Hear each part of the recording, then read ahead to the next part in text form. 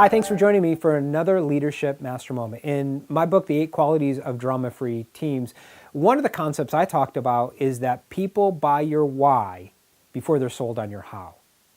And I think that's a really important idea to understand, because many times as leaders, we make the mistake many times of just telling people. It's like we're telling them how, tell, and we're never sharing the why.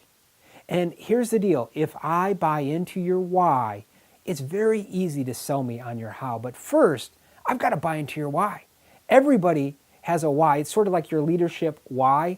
And so I just want to encourage you to just take some time, because listen, I know it's busy. All right, I know there's a lot to do, but take some time today to just share your why with people. Why do we do this thing?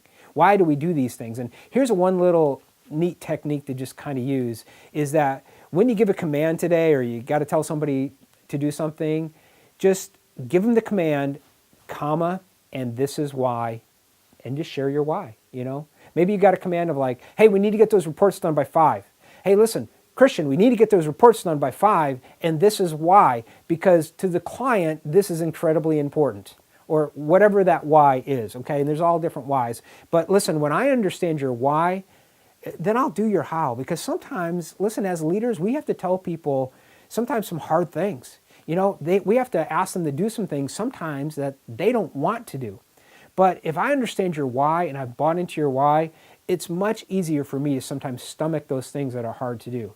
And it's one key way to keep yourself motivated, okay, is to go back to the why. Why does this need to be done? And just remember it, make it real to yourself, and it does make it a little bit easier. It doesn't necessarily take away all the pain, but it does make it easier. Listen, go make a difference today for yourself and your team.